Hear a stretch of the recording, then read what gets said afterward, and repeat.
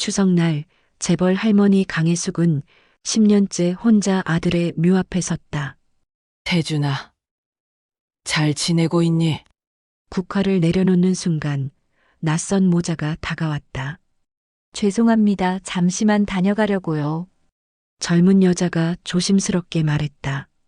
그때 10살 남자아이가 묘비를 가리키며 천진난만하게 외쳤다. 여기 우리 아빠 묘인데요. 해숙의 세상이 멈췄다. 뭐라고 했니? 아이의 얼굴엔 죽은 아들 태준의 모습이 그대로 새겨져 있었다. 저는 윤서라고 합니다. 10년 전 태준 씨를 사랑했어요. 하지만 어머님이 반대하셨죠. 그 순간 기억이 번쩍 되살아났다. 가난한 여자와 결혼은 안 된다며 아들을 내쫓던 그날 밤. 빗속에서 떠난 아들은 영영 돌아오지 않았고 이제 그 아이가 눈앞에 서 있었다. 사연 시작 전에 구독과 좋아요부터 꼭 눌러주세요. 여러분의 손길 하나가 2배의 행복으로 돌아옵니다. 알림 설정까지 하시면 다음 이야기를 누구보다 빨리 만나실 수 있어요. 서울 한남동의 고급 주택가, 아침 햇살이 담벼락 너머로 부드럽게 스며들던 추석 당일이었습니다. 가로수 사이로 바람이 지나가고 정갈하게 손질된 정원에는 가을 국화가 만개해 있었죠.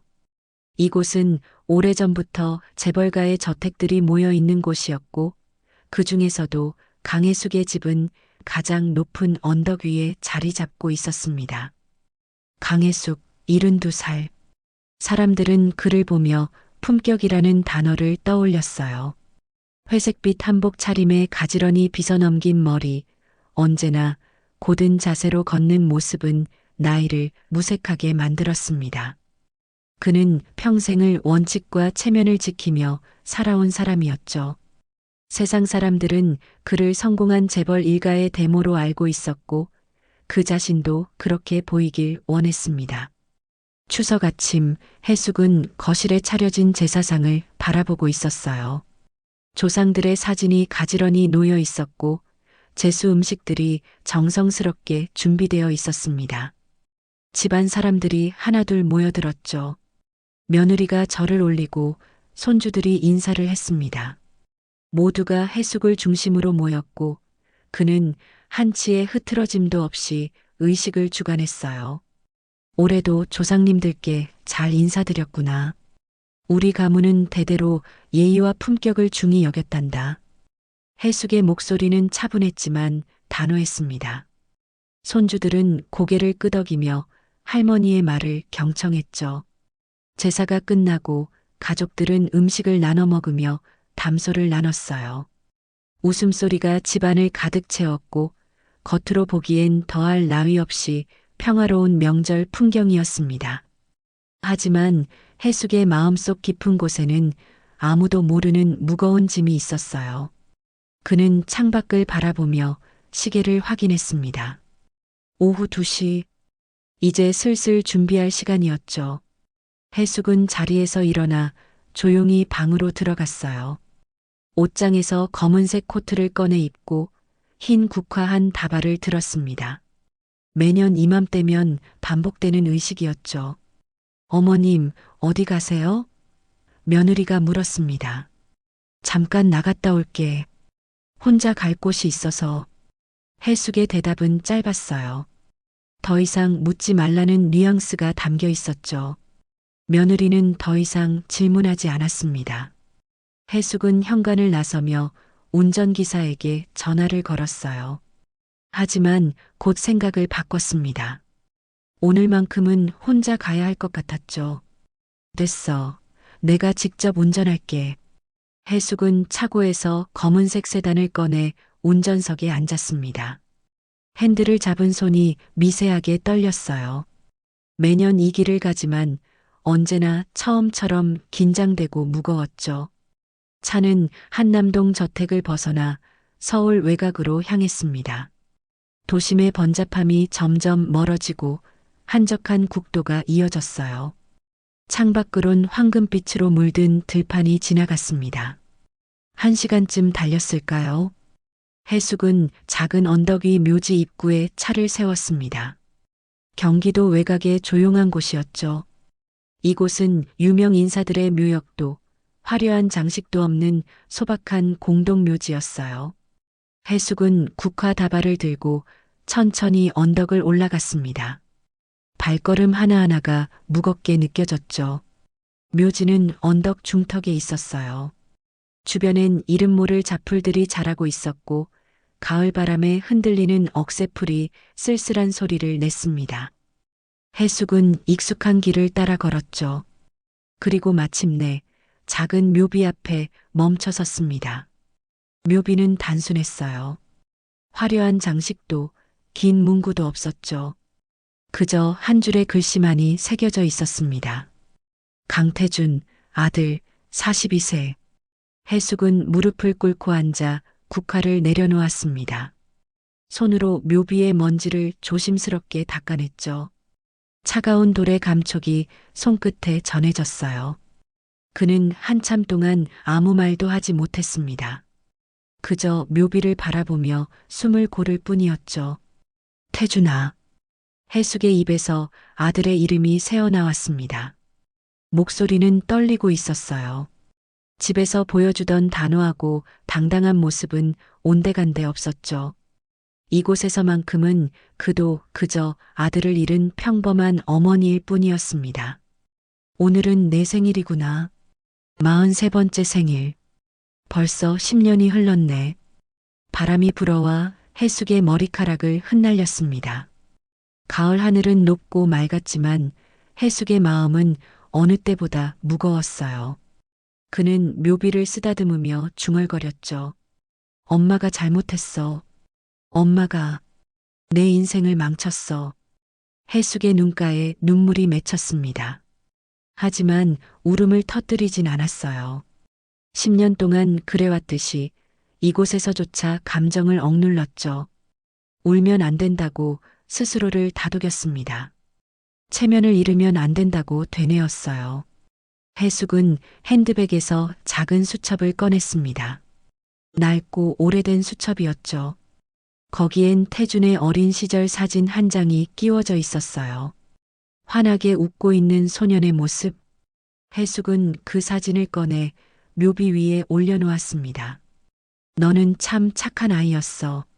엄마 말을 잘 듣고 똑똑하고 엄마 자랑이었는데. 목소리가 점점 작아졌습니다. 해숙은 하늘을 올려다봤어요. 구름 한 점 없는 가을 하늘이 눈부시게 펼쳐져 있었죠. 문득 10년 전 그날이 떠올랐습니다. 태준이 마지막으로 집을 나서던 날 빗속에서 외쳤던 그 말들이요. 엄마는 체면만 중요하세요. 내 행복은 안 중요해요? 해숙은 고개를 저었습니다. 기억을 떨쳐내려는 듯 눈을 감았죠. 하지만 그 목소리는 여전히 귓가에 맴돌았어요. 지울 수 없는 마지막 말들이 가슴을 올감했습니다. 미안해, 태준아. 엄마가 정말 미안해. 해숙은 조용히 절을 올렸습니다. 한 번, 두 번, 세 번. 정성스럽게 이마를 땅에 대며 절을 했죠. 마치 용서를 구하듯 속죄하듯이요. 그리고는 천천히 일어나 묘비를 마지막으로 한 번 더 쓰다듬었습니다. 잘 있거라, 아들아. 내년에 또 올게. 해숙은 뒤돌아서려 했습니다. 하지만 그 순간 뒤에서 낯선 목소리가 들려왔어요. 죄송합니다. 잠시만 다녀가려고요. 해숙은 깜짝 놀라 뒤를 돌아봤습니다. 언덕 아래에서 한 여자와 어린 남자아이가 올라오고 있었죠. 해숙은 숨을 멈춘 채 그들을 바라봤습니다. 언덕 아래에서 올라오는 두 사람의 모습이 점점 또렷해졌죠. 젊은 여자는 단정한 검은색 원피스를 입고 있었고 손에는 하얀 국화 몇 송이를 들고 있었어요. 그 옆에 남자아이는 10살쯤 되어 보였는데 깔끔한 셔츠에 회색 조끼를 입고 있었습니다. 해숙의 심장이 빠르게 뛰기 시작했어요. 10년 동안 단 한 번도 이곳에서 다른 사람을 만난 적이 없었거든요. 이 묘지는 한적한 곳이었고 추석이라고 해도 찾는 사람이 거의 없는 외진 곳이었죠. 그런데 하필 오늘 그것도 태준의 묘 앞에서 누군가를 마주치다니. 여자는 해숙을 보고 조심스럽게 고개를 숙였습니다.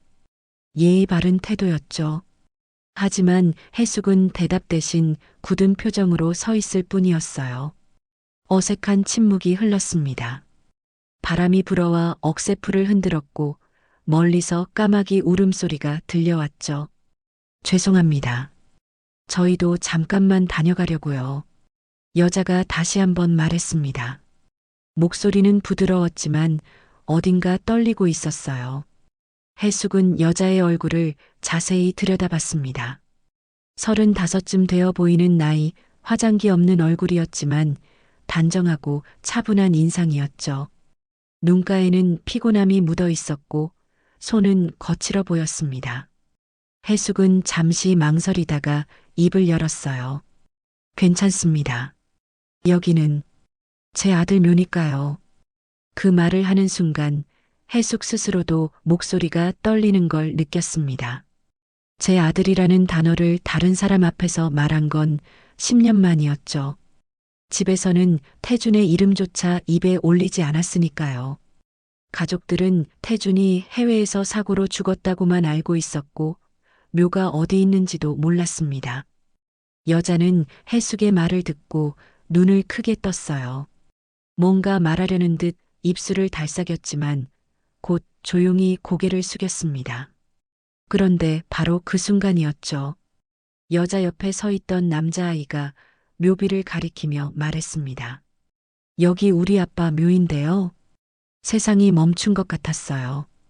해숙은 아이를 빤히 쳐다봤습니다. 방금 뭐라고 한 거죠? 우리 아빠? 이 아이가 지금 뭐라고 한 겁니까? 해숙의 머릿속이 하얗게 변했습니다. 귀가 먹먹해지고 눈앞이 흐려지는 것 같았어요. 뭐라고 했니? 해숙의 목소리는 떨리고 있었습니다. 아이는 천진난만한 표정으로 묘비를 다시 한번 가리켰어요. 여기요, 우리 아빠. 엄마가 매년 여기 와서 아빠한테 인사하래요.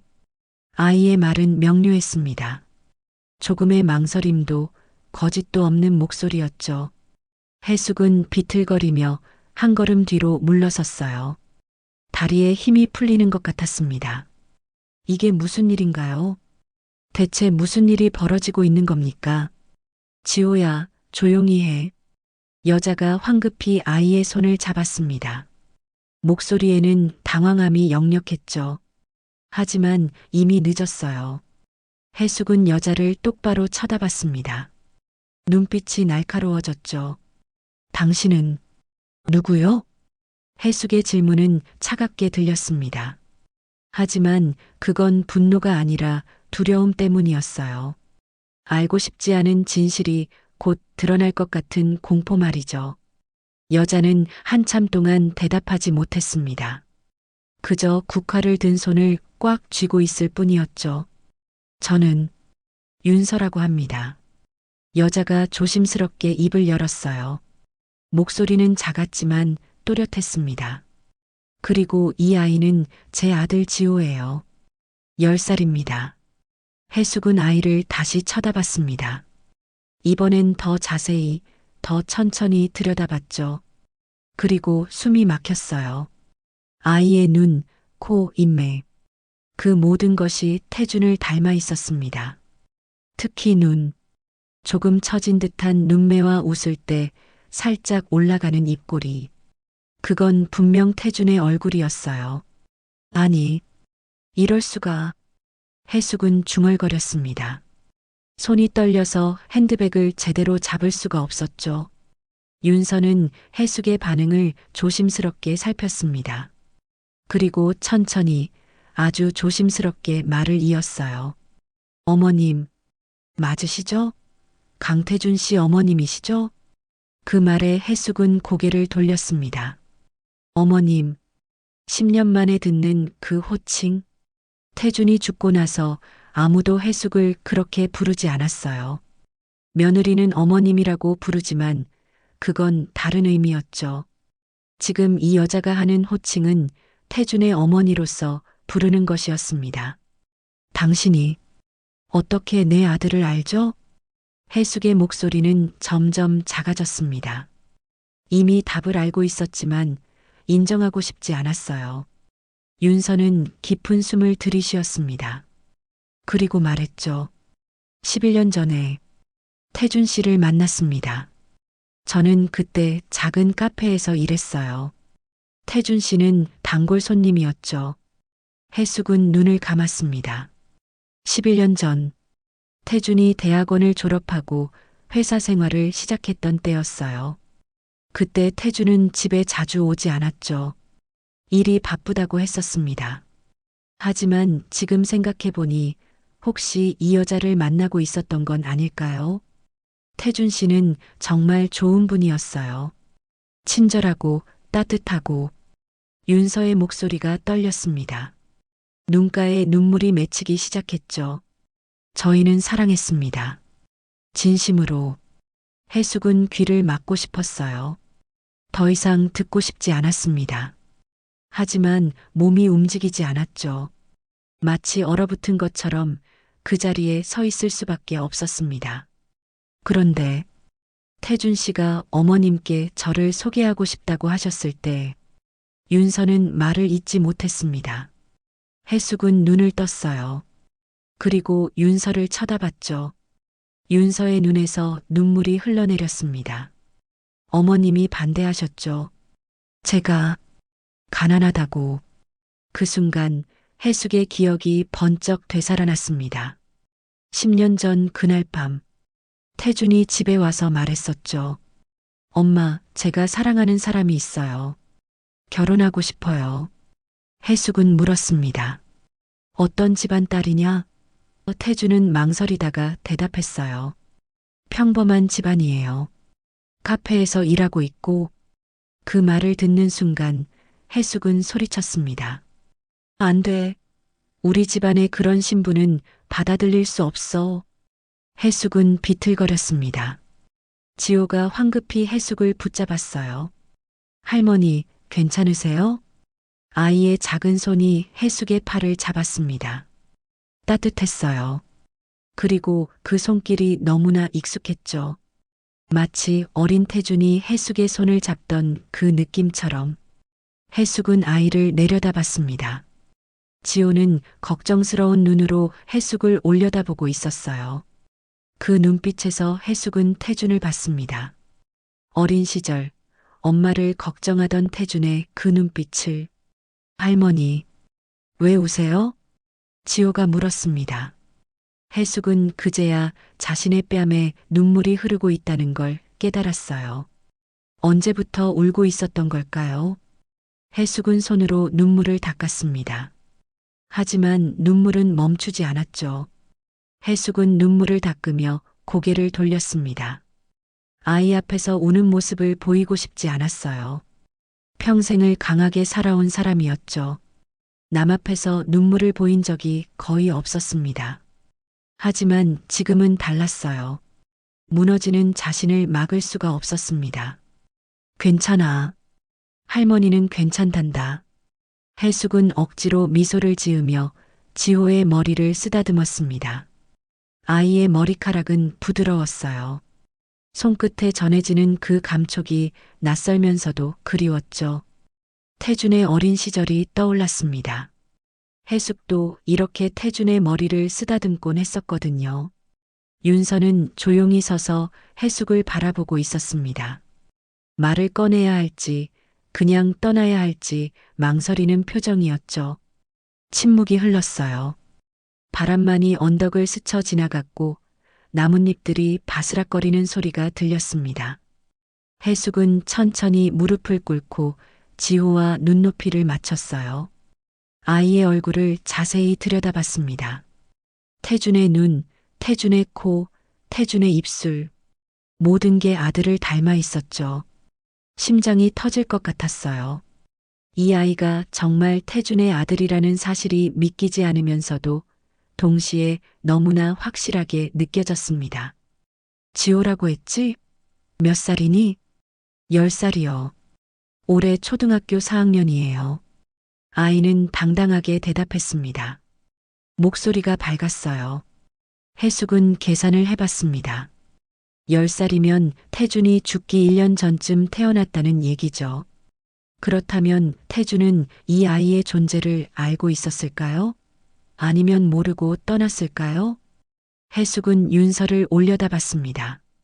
윤서는 여전히 긴장한 표정으로 서 있었어요. 손에 든 국화를 꽉 쥐고 있었죠. 태준이 이 아이를 알고 있었나요? 해숙의 질문은 떨리고 있었습니다. 윤서는 고개를 저었어요. 아니요.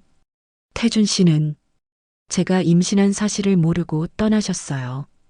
그 말에 해숙의 가슴이 철렁 내려앉았습니다. 태준은 자신에게 아들이 있다는 것도 모르고 세상을 떠났다는 얘기였죠.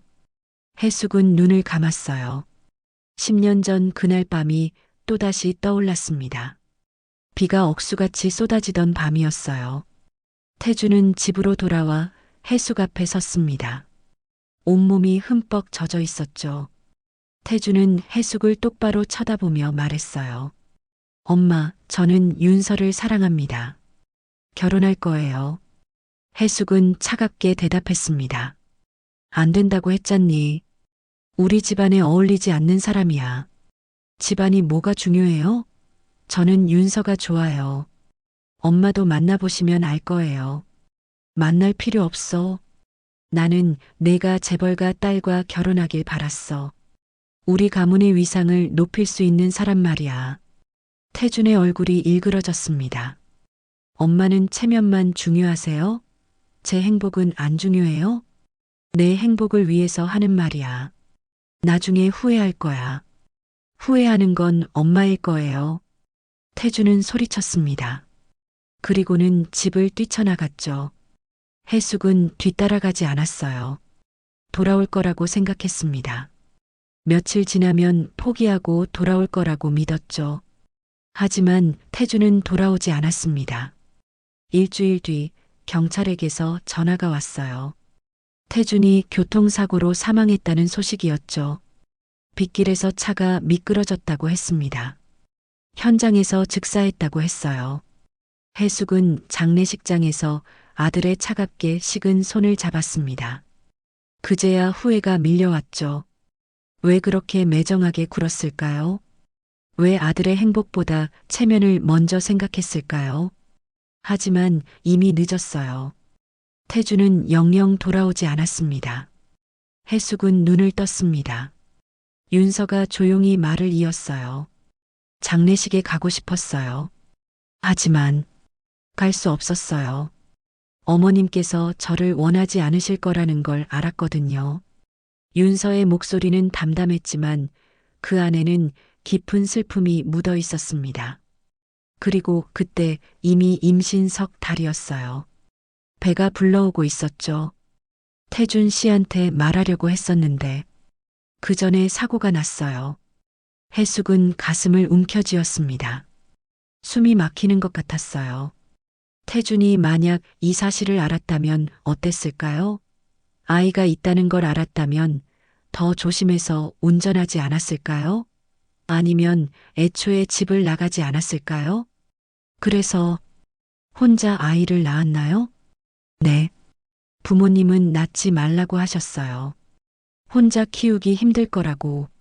하지만 저는 낳고 싶었어요. 태준 씨가 남긴 유일한 흔적이었으니까요. 윤서는 지호를 내려다보며 미소 지었습니다. 눈물이 흐르고 있었지만 그 미소는 따뜻했어요. 지호가 태어났을 때 태준 씨를 닮았다는 걸 한눈에 알았어요. 그래서 이름도 태준 씨가 좋아하던 시인의 이름에서 따왔죠. 지호는 엄마의 손을 꽉 잡고 있었습니다. 그리고 묘비를 가리키며 해숙에게 물었어요. 할머니도 우리 아빠 알아요? 해숙은 고개를 끄덕였습니다. 목이 메어서 말이 나오지 않았죠. 지호는 환하게 웃으며 말했어요. 우와, 그럼 할머니도 아빠 친구예요? 엄마가 그랬어요. 아빠는 착한 사람이었대요. 그래. 내 아빠는 정말 착한 사람이었단다. 해숙의 목소리는 잠겼습니다. 눈물이 다시 흘러내렸어요. 지호는 호주머니에서 작은 손수건을 꺼내 해숙에게 건넸습니다. 할머니, 우세요? 이거 쓰세요. 엄마가 슬플 때 쓰라고 줬어요. 해숙은 손수건을 받았습니다. 작고 낡은 손수건이었어요. 하지만 깨끗하게 빨아서 개어져 있었죠. 해숙은 그 손수건으로 눈물을 닦았습니다. 그리고 지호를 끌어안았어요. 아이의 몸은 작고 따뜻했습니다. 해숙은 꼭 아는 채 흐느꼈죠. 10년 동안 참아왔던 눈물이 터져 나왔어요. 윤서도 함께 울었습니다. 두 여자와 한 아이가 묘비 앞에서 서로를 안고 울었죠. 바람이 불어왔습니다. 나무에서 낙엽이 떨어져 내렸어요. 노란 은행잎과 붉은 단풍잎이 공중에서 춤추듯 흩날렸죠. 낙엽들은 묘비 위에, 국화 위에, 그리고 세 사람의 어깨 위에 조용히 내려앉았습니다. 해숙은 지호를 놓아주고 일어섰어요. 윤서를 마주봤습니다. 두 여자는 한참 동안 서로를 바라봤죠. 말없이 하지만 많은 것을 나누며 미안합니다. 해숙이 먼저 입을 열었어요. 제가 정말 미안합니다. 윤서는 고개를 저었습니다. 아니에요. 저도 어머님의 마음을 이해해요. 하지만 해숙은 고개를 저었어요. 아니에요. 제가 잘못했어요. 제가 태준이를, 그리고 당신을 너무 힘들게 했어요. 묘비 뒤로 해가 기울어가고 있었습니다. 하늘이 주황빛으로 물들었죠. 지호는 묘비 앞에 무릎을 꿇고 조용히 말했어요. 아빠, 오늘 할머니를 만났어요. 아빠 친구래요. 그 말에 해숙의 가슴이 찢어지는 것 같았습니다. 해숙은 집으로 돌아왔습니다. 밤 9시가 넘은 시각이었죠. 며느리가 걱정스러운 얼굴로 마중을 나왔지만 해숙은 간단히 인사만 하고 안방으로 올라갔어요. 문을 닫고 침대에 앉았습니다. 온몸에 힘이 빠지는 것 같았죠. 지호의 얼굴이 눈에 선했어요. 태준을 닮은 그 눈, 그 미소. 할머니, 괜찮으세요? 하고 물었던 그 목소리. 해숙은 가슴을 움켜쥐었습니다. 숨이 막히는 것 같았어요. 저 아이가 정말 태준이의 아들이란 말인가. 해숙은 잠을 이룰 수 없었습니다. 밤새도록 천장을 바라보며 누워 있었죠. 10년 전 그날 밤이 계속 떠올랐어요. 비가 쏟아지던 밤 태준이 집을 뛰쳐나가던 순간 어머니가 인정만 해주셨다면 그 마지막 말이 귓가에서 맴돌았습니다. 새벽 5시 해숙은 침대에서 일어났어요. 더 이상 기다릴 수 없었습니다. 비서에게 문자를 보냈죠. 오늘 아침 일찍 사무실로 와주세요. 급한 일이 있습니다. 아침 8시 비서가 도착했습니다. 해숙은 메모지에 이름을 적었어요. 윤서, 그리고 알고 있는 정보들을 빠르게 적어 내려갔죠. 이 사람을 조사하세요. 현재 무슨 일을 하는지, 어떻게 살고 있는지, 경제 상황은 어떤지, 모든 것을 상세히 알아보세요. 해숙의 목소리는 떨리고 있었습니다. 비서는 놀란 표정으로 물었어요. 혹시 무슨 일이 있으셨습니까? 묻지 마세요. 그냥 조사만 해주시면 됩니다. 오늘 안으로 결과가 필요합니다. 비서가 나간 후 해숙은 혼자 남았어요. 서재를 왔다 갔다 하며 걸었습니다. 마음이 불안했죠. 의심과 죄책감이 교차했어요. 혹시 돈을 노리는 건 아닐까? 재벌가 손자라는 걸 내세워 유산을 요구하려는 건 아닐까? 해숙은 그런 사람들을 많이 봤었습니다. 돈 때문에 접근하는 사람들. 하지만 동시에 윤서의 눈빛이 떠올랐어요. 그 눈에는 진실이 담겨 있었습니다. 거짓이 아니었죠. 오후 4시 비서에게서 전화가 왔습니다. 보고서가 완성됐습니다. 지금 가도 될까요? 당장 오세요. 해숙은 서재 책상 앞에 앉아 기다렸어요. 손을 꽉 쥐고 있었습니다. 비서가 들어와 두꺼운 파일을 책상 위에 놓았죠. 해숙은 떨리는 손으로 파일을 펼쳤습니다. 첫 장에는 윤서의 신상 정보가 적혀 있었어요. 35세, 무학동 원룸 거주, 직업은 요양병원 간병인, 월 수입 200만 원. 다음 장을 넘겼습니다. 윤서의 일상이 상세히 기록되어 있었어요. 새벽 6시에 일어나 지호의 아침을 준비하고 학교에 보낸 후 병원으로 출근합니다. 오후 6시에 퇴근해서 지호를 데리러 가고 저녁을 준비하죠. 밤에는 지호의 숙제를 봐주고 11시쯤 잠자리에 듭니다. 해숙의 눈에서 눈물이 흘러내렸어요. 윤서는 10년 동안 이렇게 살아왔던 겁니다. 혼자서 힘들게. 다음 장에는 더 충격적인 내용이 있었습니다. 윤서는 과로로 2번이나 쓰러진 적이 있었어요. 지난해에는 병원비를 내지 못해 치료를 미룬 적도 있었죠. 하지만 지호의 교육비만큼은 절대 밀리지 않았습니다. 학원비, 책값, 준비물 모두 제때 냈어요. 이런. 해숙은 손으로 입을 막았습니다. 가슴이 찢어지는 것 같았어요. 보고서는 계속됐습니다. 윤서는 10년 동안 단 한 번도 재혼하지 않았습니다. 남자친구도 없었어요. 오직 아들만을 위해 살아왔죠. 그리고 매년 추석과 태준의 생일에는 반드시 묘지를 찾아갔습니다. 지호에게 아버지 이야기를 들려주면서요. 마지막 장에는 윤서가 지호에게 들려준 이야기들이 적혀 있었어요. 너의 아빠는 정말 착한 사람이었어. 따뜻하고 다정했지. 아빠는 엄마를 사랑했고 너도 분명히 사랑했을 거야. 비록 아빠가 내 얼굴을 보지는 못했지만 하늘에서 항상 너를 지켜보고 계실 거야. 해숙은 더 이상 참을 수 없었습니다. 책상에 얼굴을 묻고 흐느꼈어요. 비서는 당황한 표정으로 서 있었죠. 회장님, 나가 계세요. 혼자 있고 싶습니다. 비서가 나가고 해숙은 혼자 울었습니다. 10년 동안 억눌러왔던 감정이 터져나왔어요. 죄책감, 후회, 슬픔, 모든 것이 한꺼번에 쏟아졌죠. 해숙은 보고서를 다시 펼쳤습니다. 윤서의 사진을 보며 중얼거렸어요. 미안해요. 정말 미안해요. 그리고 지호의 학교 사진이 있었습니다. 환하게 웃고 있는 얼굴, 태준을 닮은 그 미소. 해숙은 사진을 꺼내 가슴에 안았어요. 내가 내 손으로 이 아이의 가족을 지워버렸구나. 창밖으로 저녁 노을이 지고 있었습니다. 서울의 하늘이 붉게 물들었죠.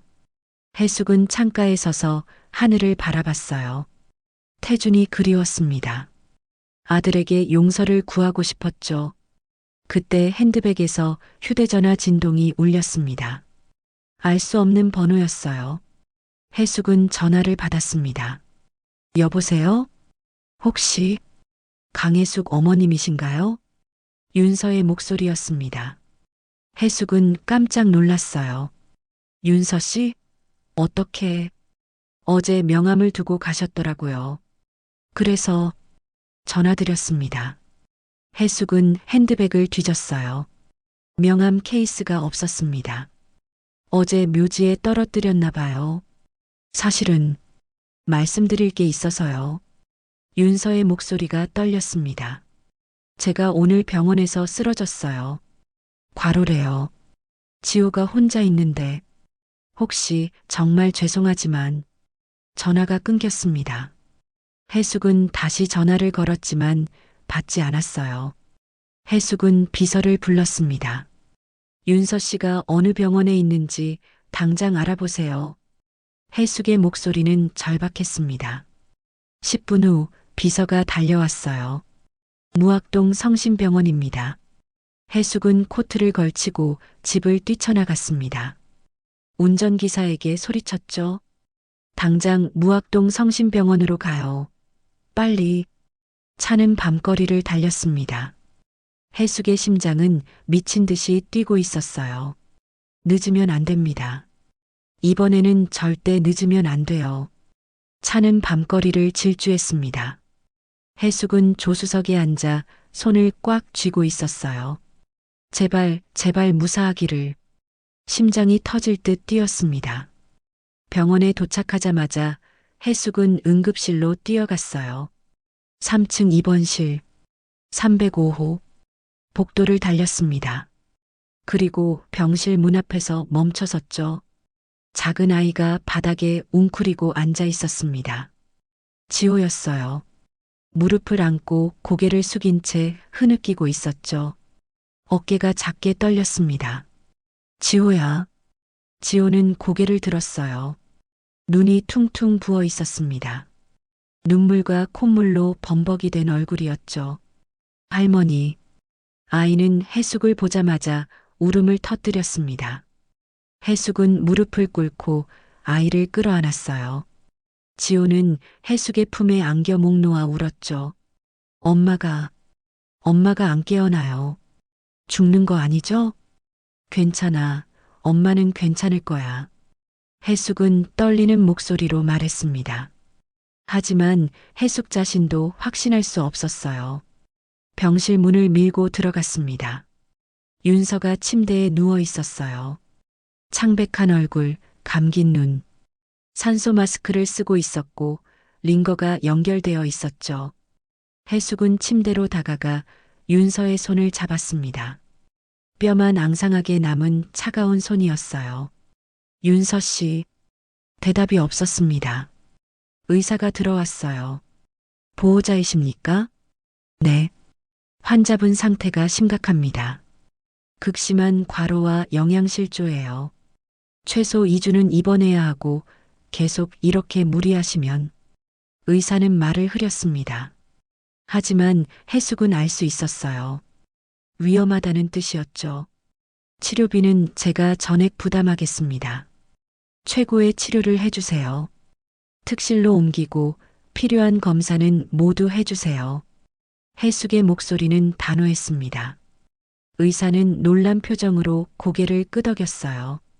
1시간 후 윤서는 특실로 옮겨졌습니다. 넓고 깨끗한 병실이었죠. 해숙은 지호를 소파에 앉히고 무릎을 꿇었어요. 지호야, 할머니가 약속한다. 엄마는 곧 나아지실 거야. 정말요? 엄마 안 죽어요? 안 죽어. 할머니가 책임지고 엄마를 돌볼게. 지호는 해숙의 품에 안겨 울었습니다. 해숙도 눈물을 참을 수 없었어요. 아이의 머리를 쓰다듬으며 함께 울었죠. 지호는 곧 피곤에 지쳐 잠들었습니다.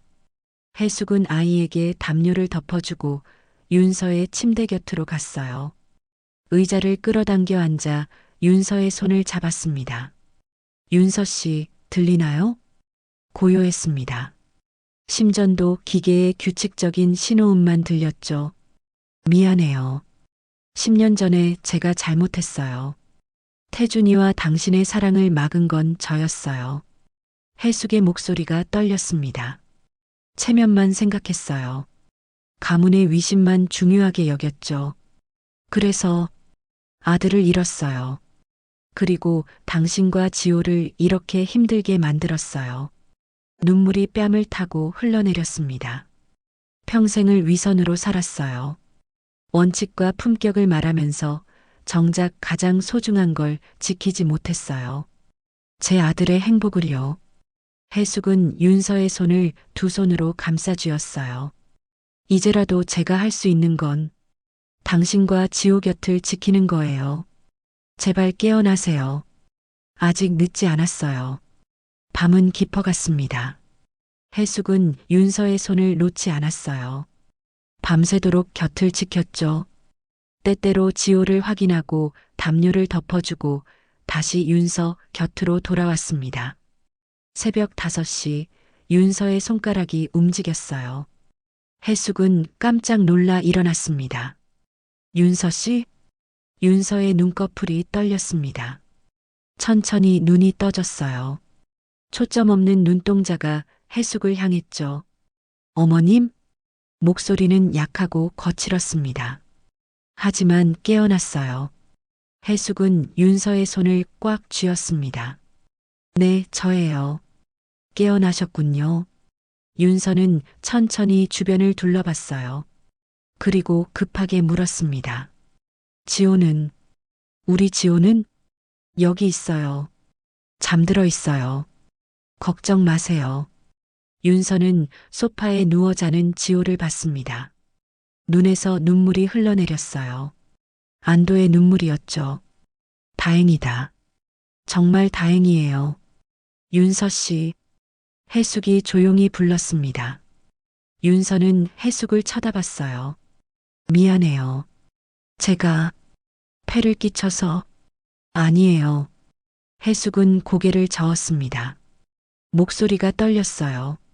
미안한 건 저예요. 10년 동안 당신 혼자 이렇게 힘들게 살게 만들어서 제 잘못이에요.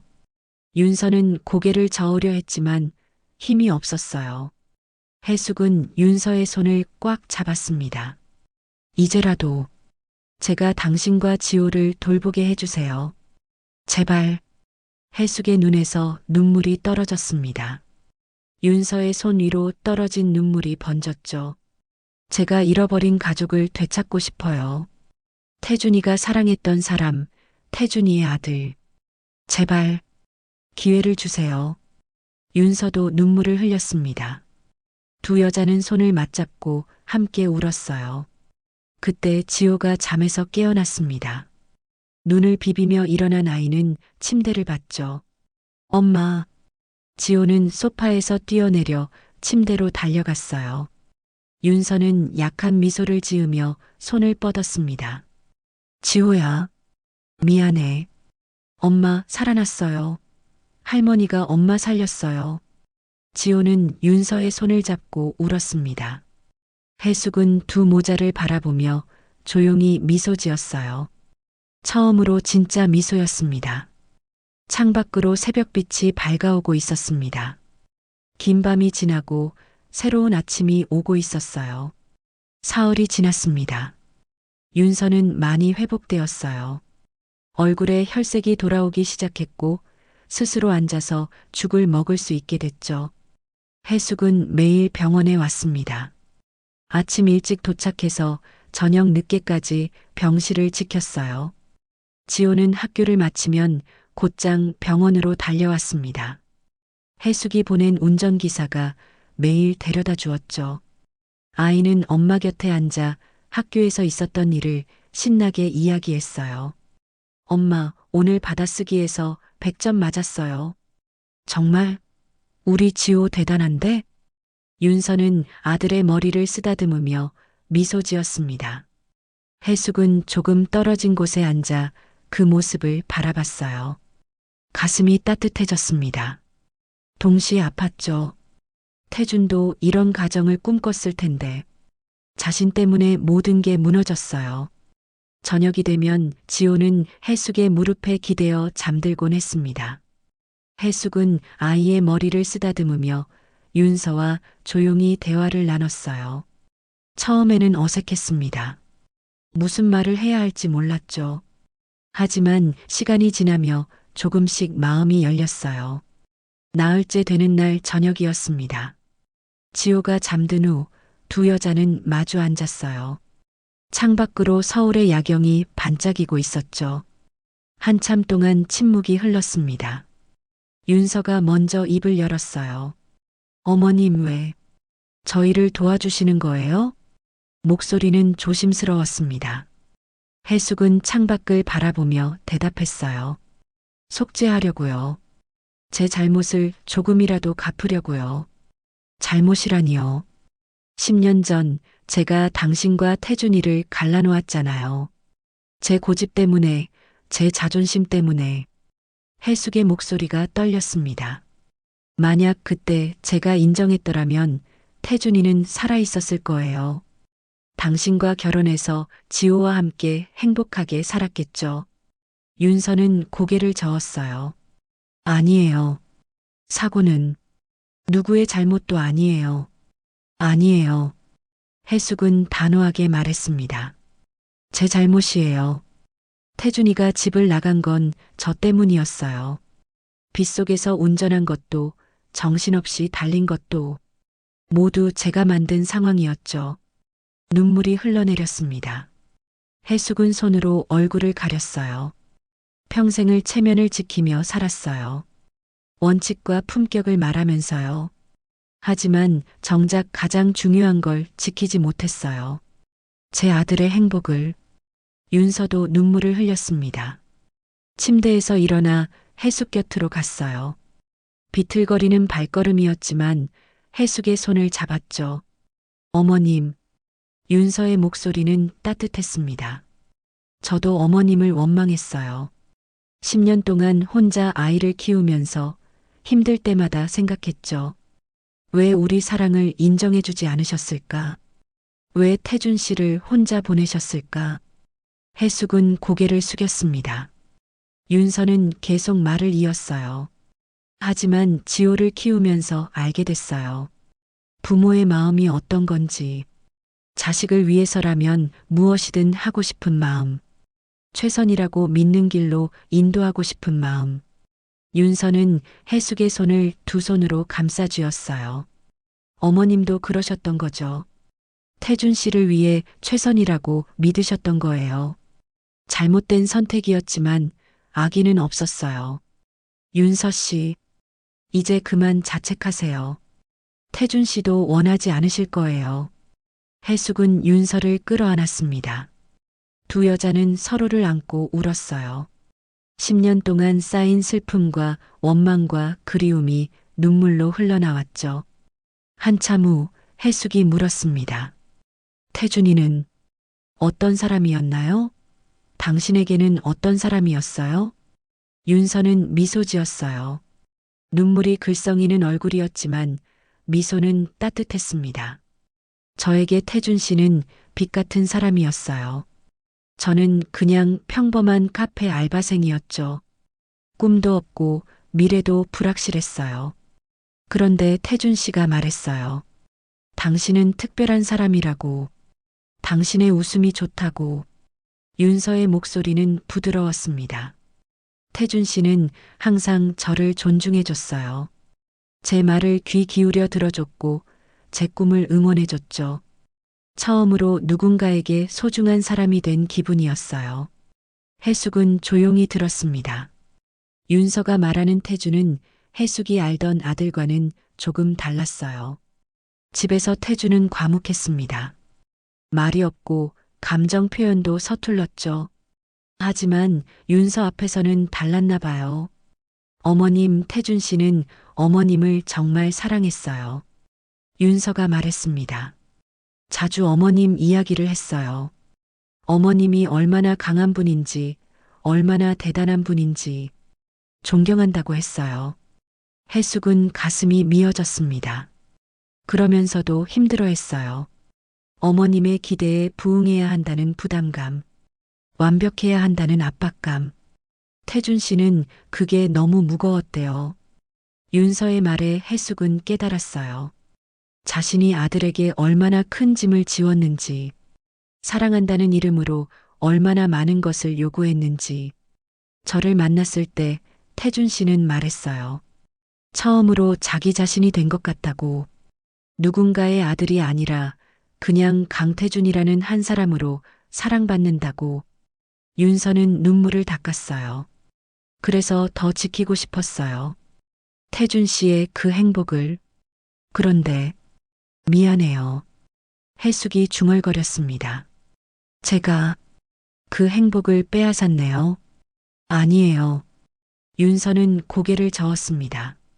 이제 우리가 만들면 돼요. 태준 씨가 원했던 그 행복을. 지호와 함께요. 그 순간 소파에서 지호가 움직였어요. 잠에서 깬 아이가 눈을 비비며 일어났습니다. 엄마, 할머니, 왜 울어요? 지호가 다가왔습니다. 윤서와 해숙은 급히 눈물을 닦았죠. 안 울어. 괜찮아. 거짓말. 둘 다 울고 있잖아요. 지호는 두 사람 사이에 껴서 양쪽 손을 잡았어요. 작은 손이 따뜻했습니다. 선생님이 그랬어요. 우는 건 나쁜 게 아니래요. 슬플 때 울면 마음이 편해진대요.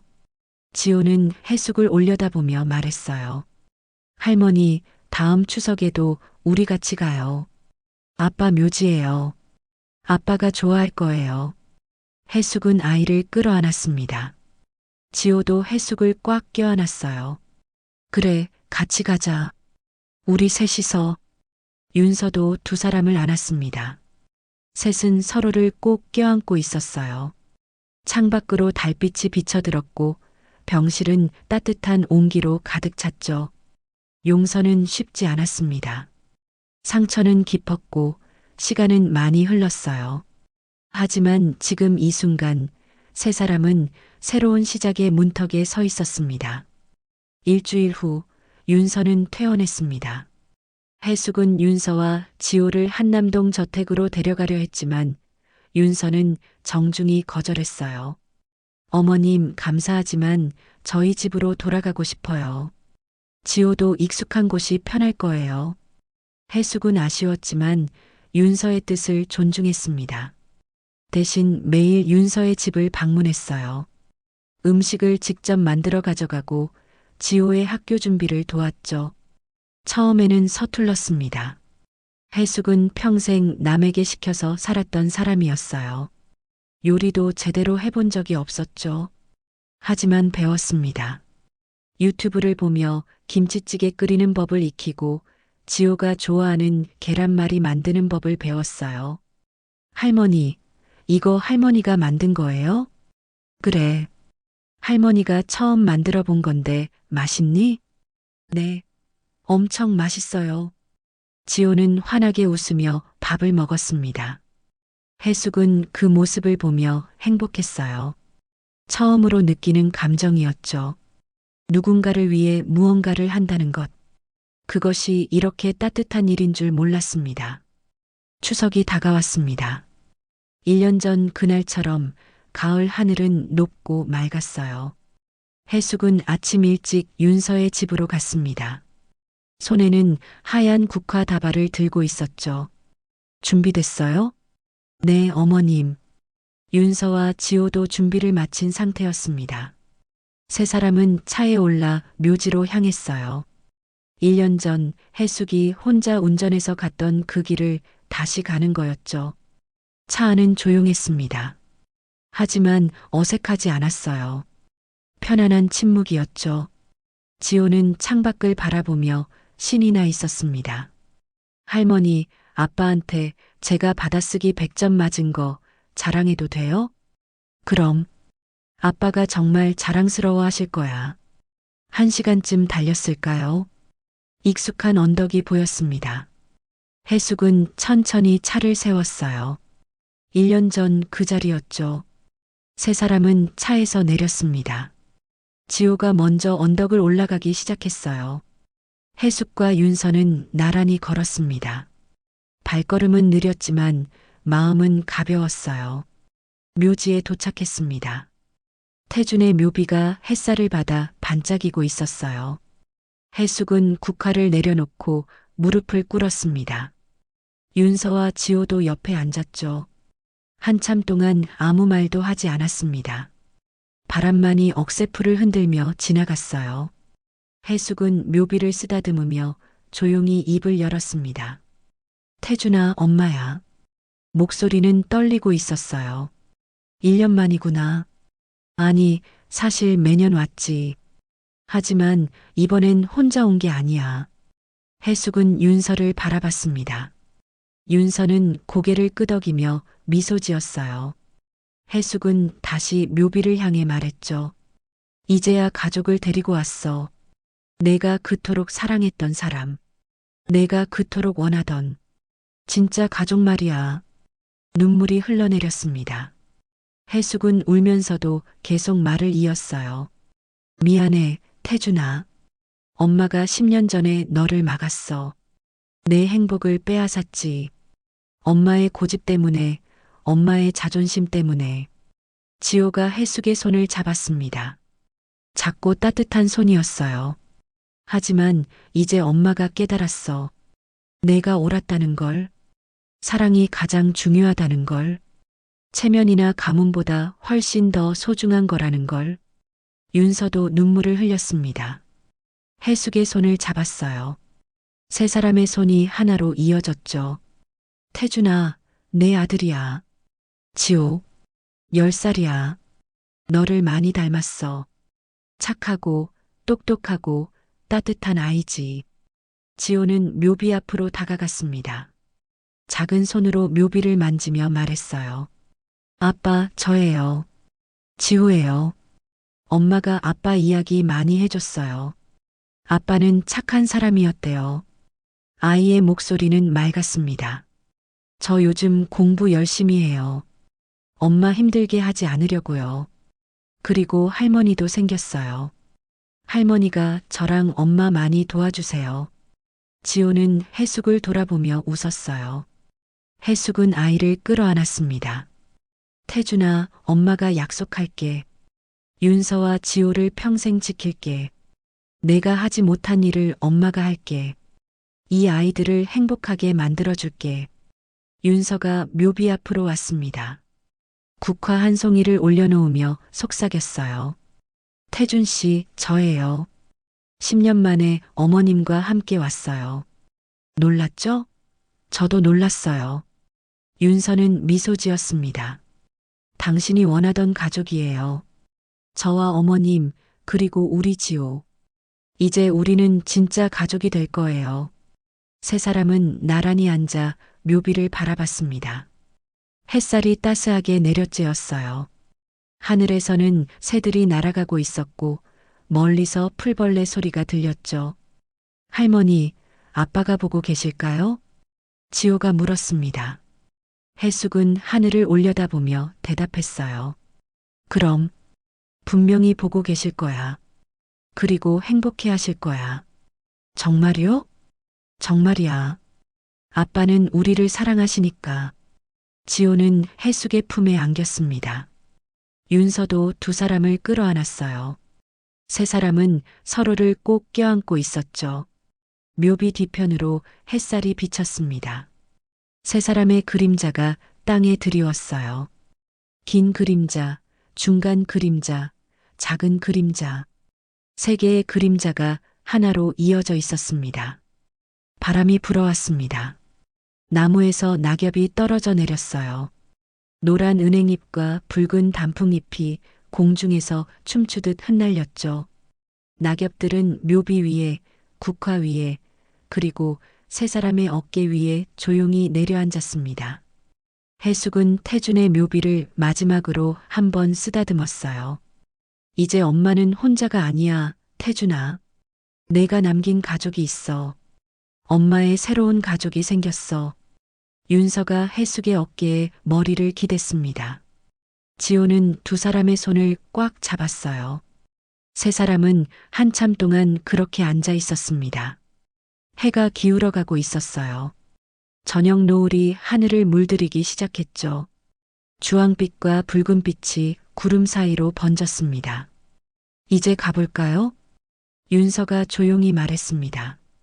해숙은 고개를 끄덕였어요. 세 사람은 천천히 일어났습니다. 마지막으로 묘비 앞에서 절을 올렸죠. 언덕을 내려가며 지호가 물었어요. 할머니, 다음에 또 와도 돼요? 그럼. 우리 자주 오자. 명절 때마다, 아빠 생일 때마다. 좋아요. 그때마다 아빠한테 이야기 많이 해드릴 거예요. 세 사람은 손을 맞잡고 언덕을 내려갔습니다. 뒤돌아보니 묘비가 저녁 노을을 받아 붉게 빛나고 있었어요. 마치 태준이 손을 흔들며 배웅하는 것 같았죠. 차에 오르며 해숙은 생각했습니다. 10년이라는 시간이 걸렸지만 이제야 진실과 마주했다고. 이제야 진짜 가족을 만났다고. 차는 서울로 향했습니다. 석양을 등지고 달리는 차 안에서 세 사람은 조용히 미소 짓고 있었어요. 석 달이 지났습니다. 한남동 저택의 서재, 해숙은 서리를 보고 있었어요. 태준 장학재단 설립 계획서라고 적혀 있었죠. 자신의 재단을 전면 개편하기로 결정한 겁니다. 가난하다고, 배경이 없다고, 사랑을 막지 말자. 해숙이 직접 쓴 설립 취지였어요. 10년 전 자신의 잘못을 되풀이하지 않기 위해서였죠. 현관에서 종소리가 울렸습니다. 윤서와 지호였어요. 해숙은 반갑게 맞이했죠. 어머님, 좋은 소식이 있어요. 윤서의 얼굴이 밝게 빛났습니다. 간호사 자격증 시험에 합격했어요. 해숙은 윤서를 끌어안았어요. 3달 동안 열심히 공부한 결실이었죠. 저녁 식사 중 해숙이 조심스럽게 말을 꺼냈습니다. 윤서 씨, 태준 장학재단의 운영이사를 맡아주시겠어요? 윤서는 깜짝 놀랐어요. 저요? 하지만 제가 당신이어야 해요. 해숙은 단호하게 말했습니다. 10년 동안 혼자 아이를 키우며 버텼잖아요. 그런 사람이야말로 어려운 이들을 진심으로 이해할 수 있어요. 태준이가 사랑했던 사람이니까 태준이의 이름으로 만드는 재단에 당신이 함께해야 의미가 있어요. 윤서의 눈에 눈물이 맺혔습니다. 감사합니다, 어머님. 최선을 다하겠습니다. 며칠 후 재단 발대식이 열렸습니다. 언론과 많은 사람이 모였어요. 해숙은 단상에 올라 마이크를 잡았습니다. 오늘 저는 새로운 시작을 알립니다. 태준 장학재단은 제 아들의 이름으로 만든 재단입니다. 해숙의 목소리는 떨렸지만 또렷했어요. 10년 전 저는 큰 실수를 했습니다. 체면과 가문을 지키려다 가장 소중한 것을 잃었습니다. 제 아들을 잃었죠. 청중이 숨을 죽였습니다. 이 재단은 그 반성에서 시작합니다. 가난하다고, 배경이 없다고, 누구도 사랑을 포기하지 않아야 합니다. 제 아들이 원했던 세상을 만들겠습니다. 박수가 터져 나왔어요. 해숙은 관객석의 윤서와 지호를 바라봤습니다. 두 사람은 환하게 웃고 있었죠. 그렇게 계절이 바뀌었습니다. 다시 추석이 왔어요. 세 사람은 또다시 묘지를 찾았습니다. 국화와 과일, 그리고 지호가 쓴 편지를 들고요. 묘지에 도착했을 때 윤서가 깜짝 놀랐습니다. 어머님, 묘비가 새 것으로 바뀌어 있었어요. 해숙이 몰래 준비한 거였죠. 예전과 같은 내용이 새겨져 있었습니다. 강태준, 아들, 42세. 하지만 그 아래 새로운 문구가 추가되어 있었어요. 사랑은 끝나지 않았다. 윤서는 묘비를 보며 눈물을 흘렸습니다. 지호는 편지를 꺼내 읽기 시작했어요. 아빠, 저 이제 6학년이에요. 엄마는 간호사가 됐고 할머니는 아빠 이름으로 재단을 만들었어요. 우리 모두 행복해요. 아빠도 행복하시죠? 해숙은 무릎을 꿇고 묘비를 쓰다듬었습니다. 태준아, 엄마가 약속 지키고 있어. 윤서와 지호를 평생 지킬게. 내가 원했던 가족을 만들어가고 있어.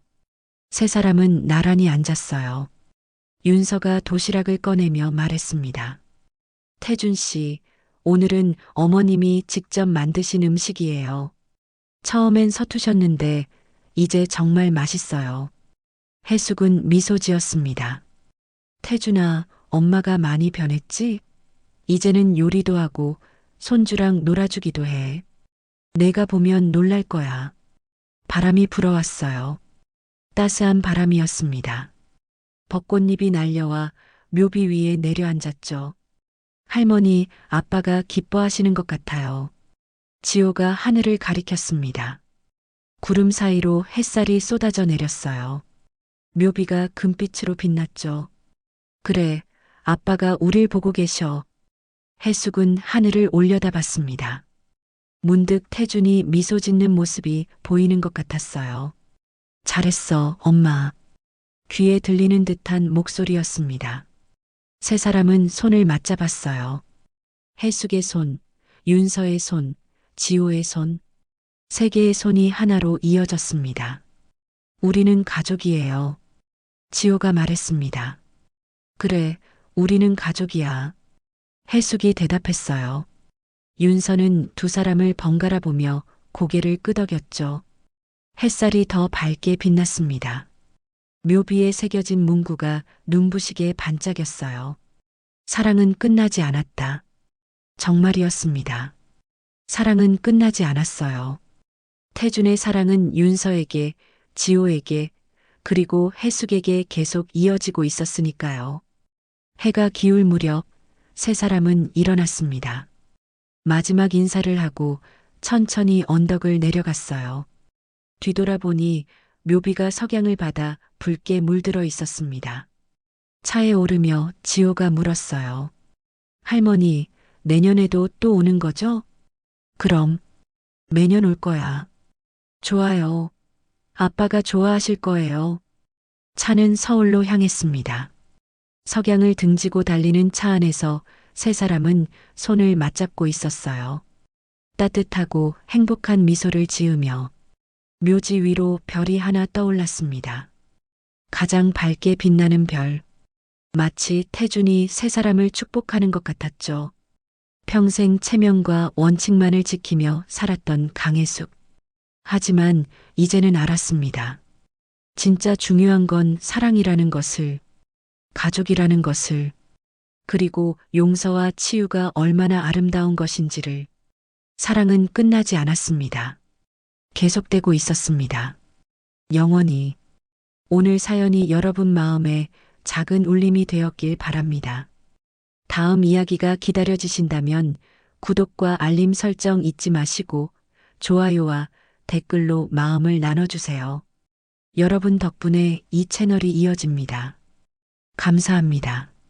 사연 일상이었습니다.